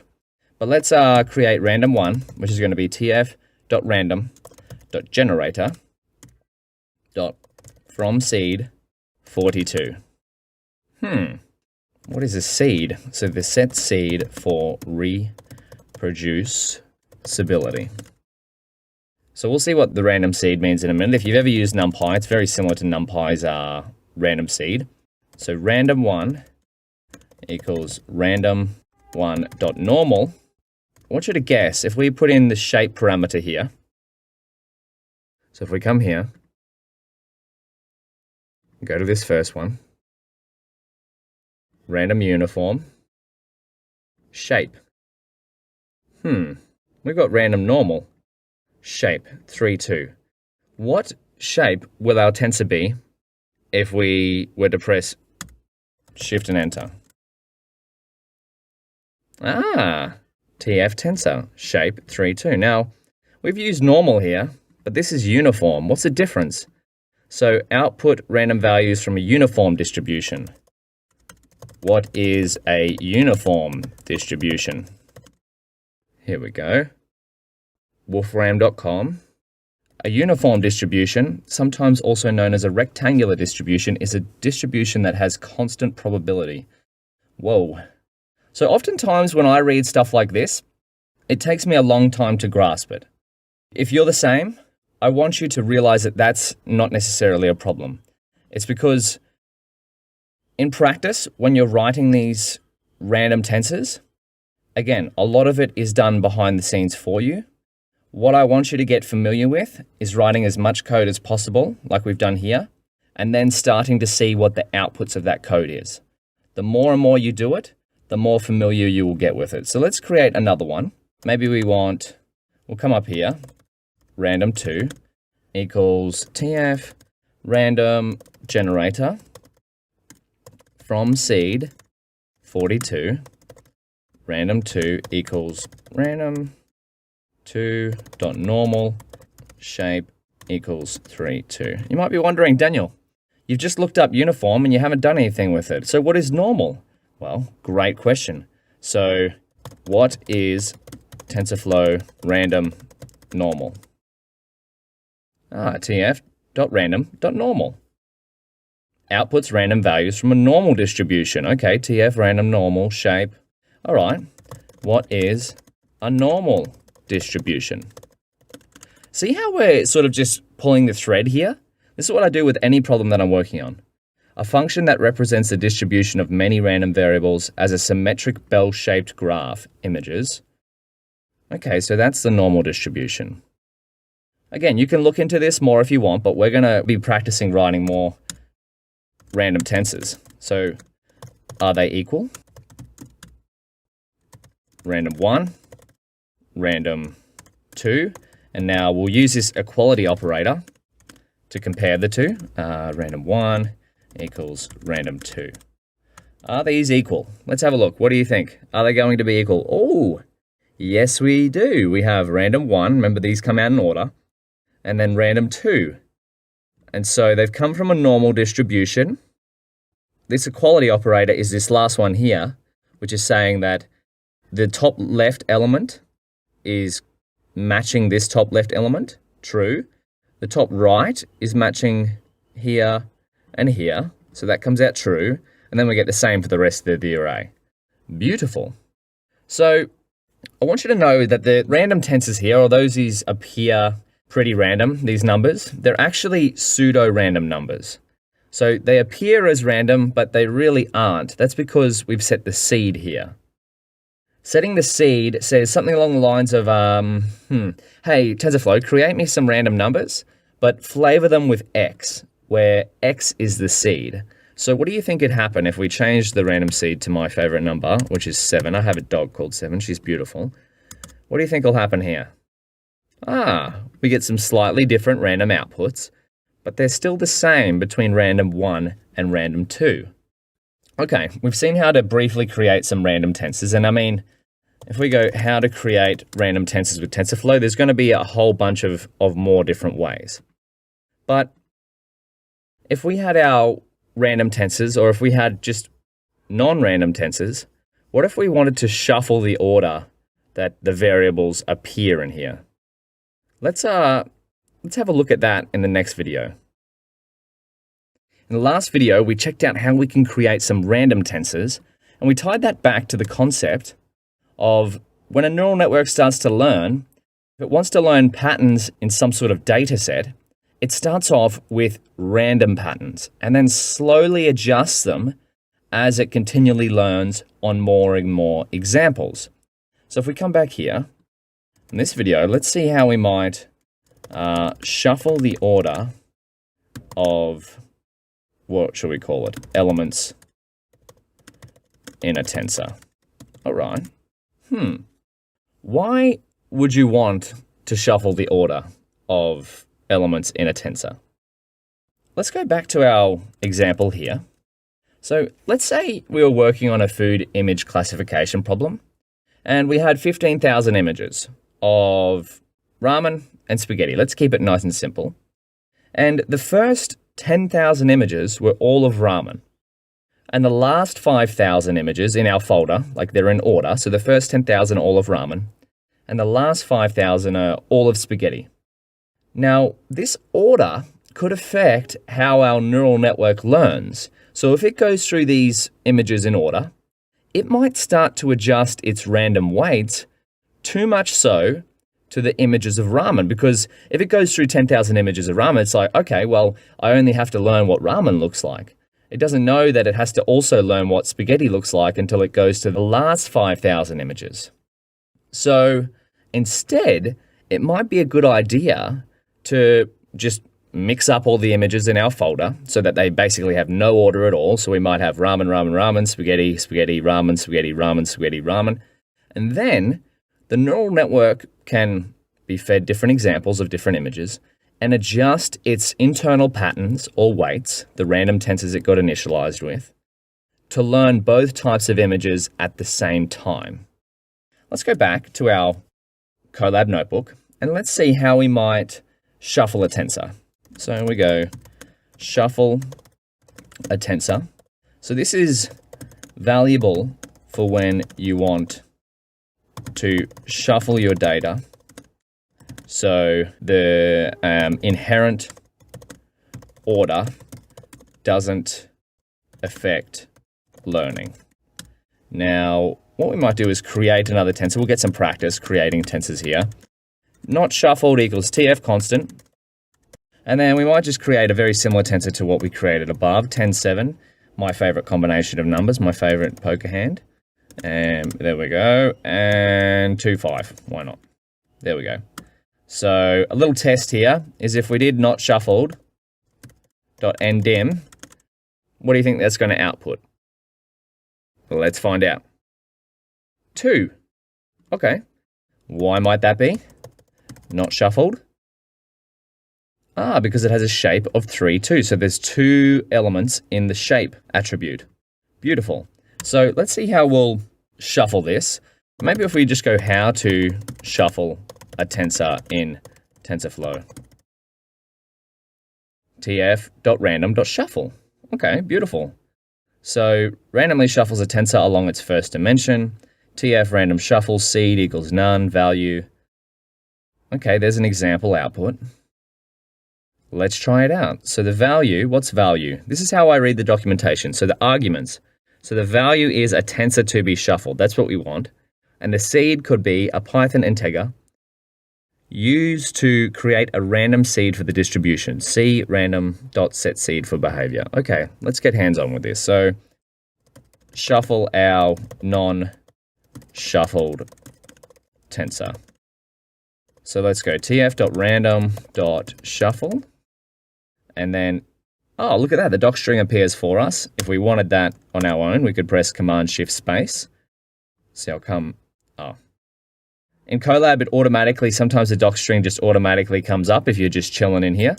But we can press Shift Command Space, or if you're on Windows, Shift Control Space. There we go. We just get the exact information from the TensorFlow documentation. How handy is that? So let's pass it. What does it take? Args, value, a tensor to be shuffled. Let's pass it in not shuffled. Okay. What do you think is going to happen here? Well, let's find out together. Boom. Okay, look at that order there. So if we get 10, 7, 3, 4, 2, 5, and now the order's changed up here. Okay, so there's still 2, 5, still 10, 7, still 3, 4. Okay, what it's done is if we come back up here, randomly shuffles a tensor along its first dimension. So if we look at not shuffled, it's got a dimension of 3 times 2, which is 1, 2, 3 elements. So it shuffled it along its first dimension, which means it shuffled it along this dimension here. So the 3, 1, 2, 3. So it means that the elements in the second dimension, which is 10, 7, 3, 4, 2, 5, have stayed in order, but they've been shuffled around. So 10, 7 was at the top, but now it's in the middle. 3, 4 was in the middle, but now it's at the bottom. And 2, 5 was at the bottom, but now it's at the top. Okay, now what if we were to run this cell again? I want you to take note. Actually, let's copy this. So copy that.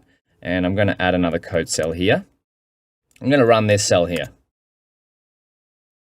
Okay, 10, 7, 3, 4, 2, 5. Same as before, but what if we run it again? 10, 7, 2, 5, 3, 4. Okay, different order. Notice how every time I run it, it's a different order. And I mean, there's only 3 elements here, so sometimes you're going to get the same. Now, what if we were to put seed equals 42? Because if we come here, a Python integer, seed used to create random seed for the distribution. What happens if we do that?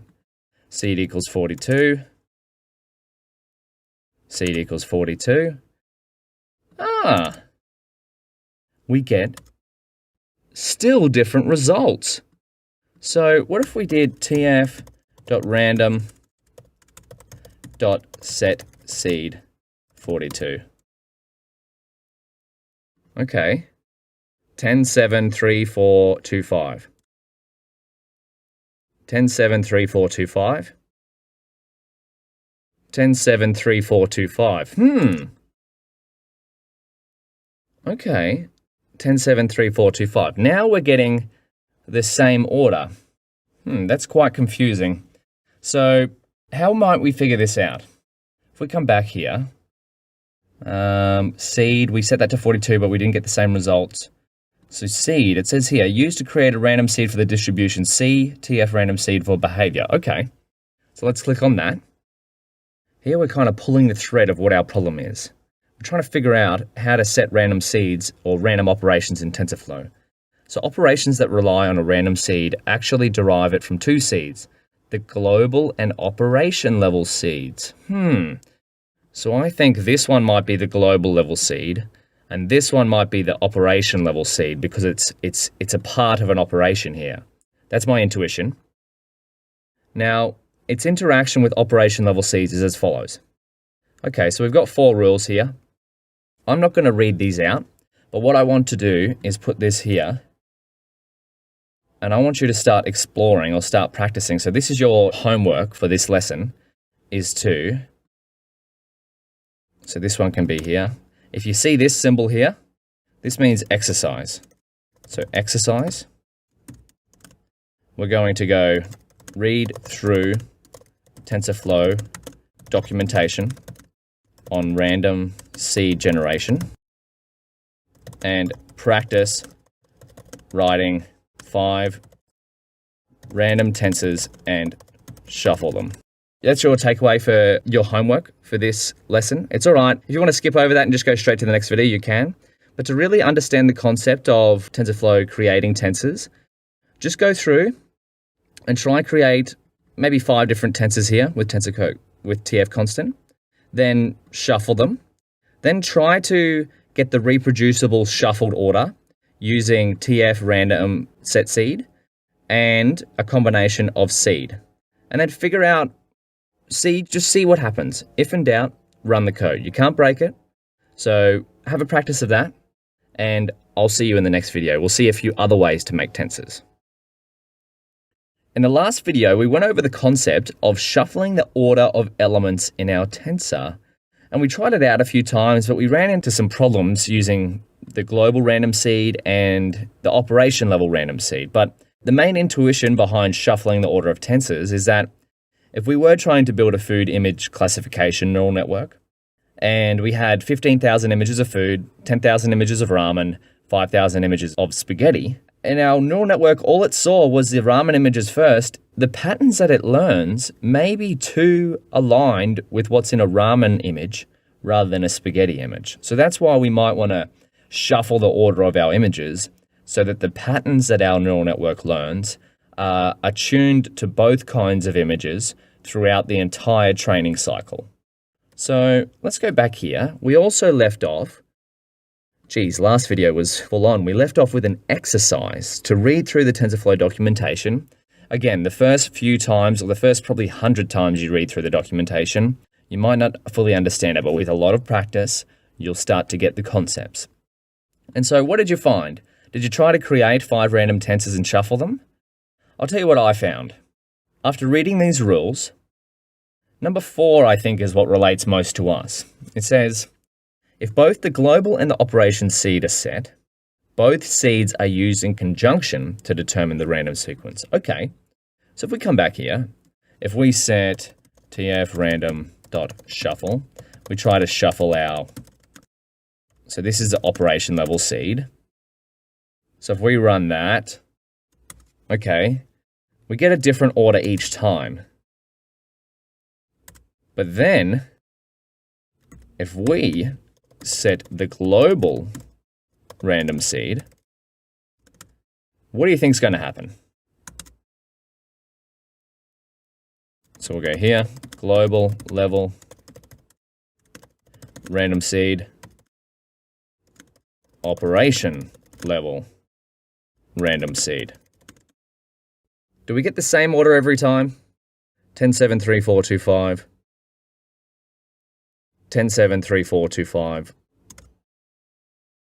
10, 7, 3, 4, 2, 5. Beautiful. We could keep going, but we're just going to trust that this rule is correct. So here, we come here. Let's write down here. It looks like if we want our tensors or maybe our shuffled tensors, that's a better way of saying it, our shuffled tensors to be in the same order, we've got to use the global level random seed as well as the operation level random seed. And then we'll put in here, if you want to put in a quote, you can do this little arrow thing here. Rule 4, there we go. So again, now this might not make a lot of sense of why you want reproducible tensors, but as you start to run more deep learning experiments, you'll often find is that because a neural network initializes itself with random patterns, you could get different results every single time you run this experiment. So, to make reproducible experiments, you probably want to shuffle your data in a similar order, initialize with a similar random pattern, and then run through this experiment. But for now, just be aware that if you want to set the random seed, TensorFlow has a few rules that you have to adhere to in order to get reproducible randomness. Whoa, that's a bit of a tongue twister. So let's have a look at some other ways to make tensors. Other ways to make tensors. The first one is if you're familiar with NumPy, you can do NumPy 1s. What's this? NumPy 1s. Let's have a read. Return a new array of given shape and type filled with 1s. So for many NumPy operations, because NumPy is one of the most prevalent numerical computing libraries out there, TensorFlow has similar operations. So TensorFlow 1s creates a tensor with all elements set to 1. Okay, let's try that out. So TF1s, what happens here? Let's check the doc string. Can we do that? Yeah, there we go. TF1s, it looks like we have to pass it a shape and then a data type. So why don't we make it 10.7? What happens? Wonderful. Create a tensor of all 1s. And then we want to go maybe create a tensor of all 0s. Oh, how do you think we might do that? If we created a tensor of all 1s, how might we create a tensor of all 0s? I wanted you to try and guess this before we even bother looking it up. Let's go TF 0s. And then what shape should we pass this under? So this is in square brackets. Shape you can also pass in curly brackets here, or the curved brackets. How you'd create a tuple. 3, 4, put a space there. Wonderful. Okay, so if we wanted to create a tensor of all 1s and all 0s, we can do that using TF1s or TF0s, very similar to NumPy. And another thing, speaking of NumPy, we might as well cover that while we're here. You can also turn NumPy arrays into tensors. Whoa, into TensorFlow tensors. So remember, the main difference between, well, actually, I don't think we've covered this, but actually, let's put this here. We want text, so I'm going to push Command MM. We'll go here, turn NumPy arrays into tensors. And the main difference between NumPy and TensorFlow, this should be NumPy arrays, is that tensors can be run on a GPU much faster for numerical computing. Otherwise, they're very similar. So let's try this out. We want to import NumPy as NP, and then we want to create NumPy A. This capitalization, often you'll see a matrix created with a capital, constant sum matrix, and then often you'll see a vector with a non-capital. So that's a little tidbit there too. So we'll put that there. And then we'll go little capital for matrix or tensor, non-capital for vector. So we want to make just a simple NumPy array. Range, D type is going to be int. Actually, we'll make it int 32. So this is going to create, you might be able to guess, so NumPy A range between 1 and 25. So create a NumPy array between 1 and 25. Let's have a look at that. NumPy A. Now, how do you think you might turn this into a tensor? So if we come back to our TF constant documentation, creates a constant tensor from a tensor-like object, value. Okay, what's value? Where's the docstring for that? Value. A constant value or list of output type D type. It doesn't really give us much, but let's try. If in doubt, code it out. A equals TF constant. Do you think we can just pass our NumPy A, this one here, directly to TF constant? I mean, what do you think is going to happen if we do this? Oh, wonderful. There we go. We've now just converted our NumPy array. So if we have a look here, the output here is an array that's of type NumPy. And then if we go here, we've just passed it to TF constant. Now it's into the form of a tensor. How beautiful is that? So anything we've got in NumPy, we can convert to a tensor by just passing it to something like TF constant. Now, what if we wanted to change the shape of this? So this is a shape 24. How about if we wanted to make it into a 3-dimensional tensor? Yeah, that sounds fun. So let's change it into 2, 3, 4. Is that the right? 2 times 3 times 4. Now, why do you think I checked that? We'll see in a second. Hey, look at that. Maybe we'll make this B equals TF constant NumPy A. And then we'll go A, B. Ooh, so there's a change shape one. Our first one, A. We've got the shape modifier there. So this is 1, 2. So 2 is the first dimension. And then 3, 1, 2, 3. And then 4. 1, 2, 3, 4. Wonderful. But the unmodified shape is just the same shape as our original NumPy array, which is just 24. So this is a vector, and this would be a tensor because it's got more than one dimension. Now, the important thing to know about shape is that if you want to readjust the shape of a tensor or an array, the new elements here must add up to give the same number of elements in the original tensor. So what if we tried here? What's going to happen? It doesn't work. Eager execution of TF constants with unsupported shape. Value has 24 elements. Shape is 2, 3, 5 with 30 elements.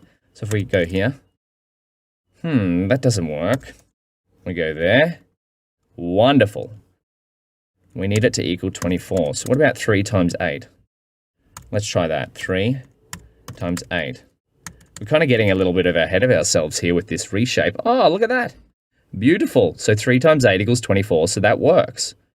So this is 1, 2, 3 rows, and then 1, 2, 3, 4, 5, 6, 7, 8. 8 elements per row. Beautiful. Okay, so we've seen how we can turn NumPy arrays into tensors, and we've seen how to create tensors with all ones and all zeros. It's probably time that we get a little bit more information from our tensors. So let's make that in our next video. So getting information from tensors.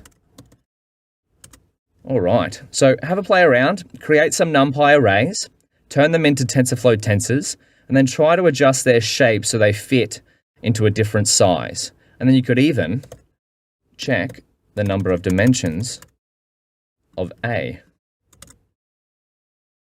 But otherwise, give that a go, and I'll see you in the next video. We'll see how we can get more information from our tensors.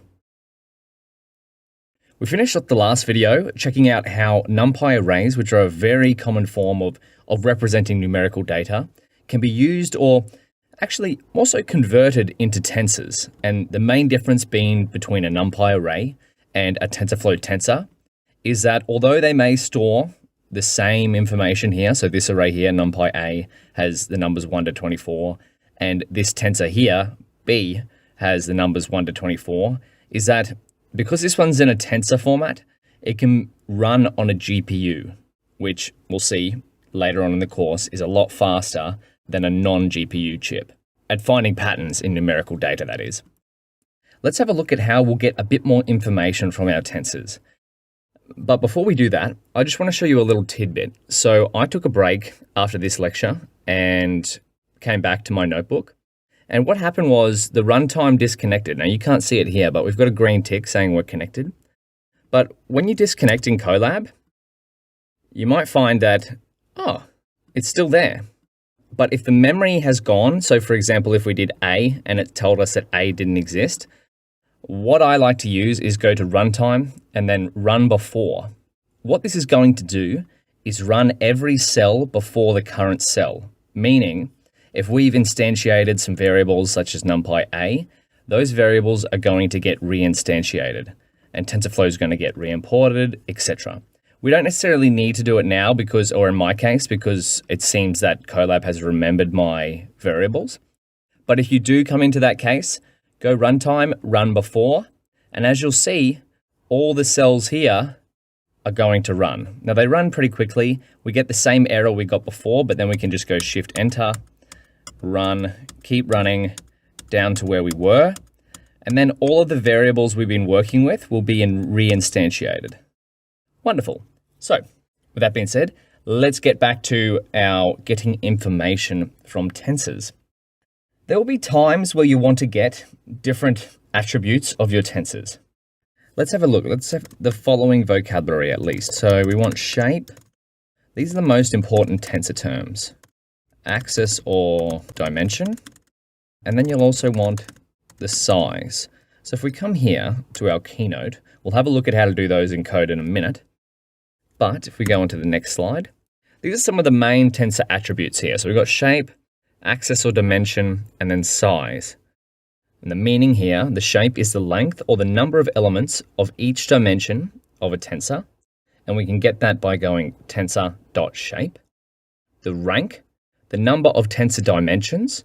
For example, a scalar has rank 0 or 0 dimensions. A vector has rank 1 or 1 dimension. And a tensor has rank n or n dimensions, where n can be almost any number, 0 and above. And then we can get that by going tensor.ndim. We've seen that a few times. Axis or dimension. So this is how you access a particular dimension of a tensor. For example, if we wanted to index on the first dimension, tensors are 0 index, so the first dimension is actually 0, 1, etc. And then if we wanted to get all of the elements in the 0th dimension and then the 1 axis, we can use some indexing like this. We'll see this in a minute. And then if we wanted the size attribute, the size is the total number of items or elements in a tensor. And we can access that by using tf.size. So let's go back. When dealing with tensors, you probably want to be aware of the following attributes. Boom. Shape, axis, rank, size. I said that out of order, but that doesn't really matter. So probably the most important one here will be shape, but we'll see that again in practice. Let's create a tensor. Create a rank 4 tensor.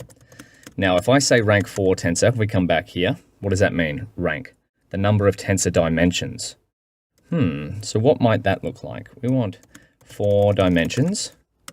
We come in here, we want rank 4 tensor equals tf.zeros. What does tf.zeros do? This is a little test from before. We just covered this one. 2, 3, 4, 5. So remember, this is probably the shape parameter here. So rank 4, we've got 1, 2, 3, 4 dimensions here. Now let's have a look at this rank 4 tensor.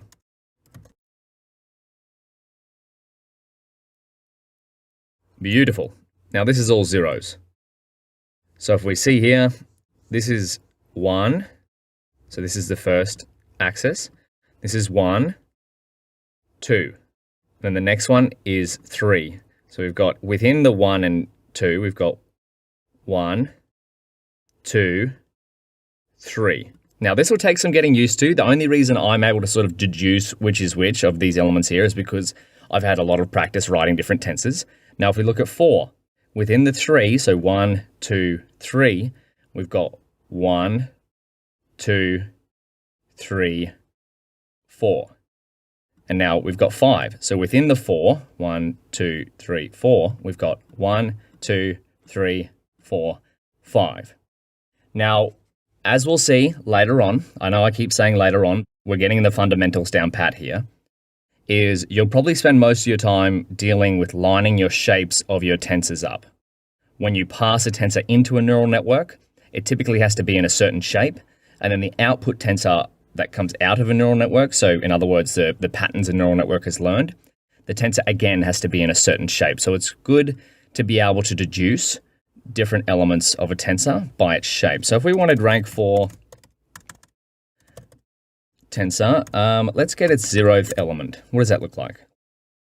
Which is this 3 tensor here. So see how we've indexed onto this second shape here? Now the shape changes because we're getting we're getting this set of 3 here, this set of 3 tensors. And so the shape here is 1, 2, 3, 1, 2, 3, 4, 1, 2, 3, 4, 5.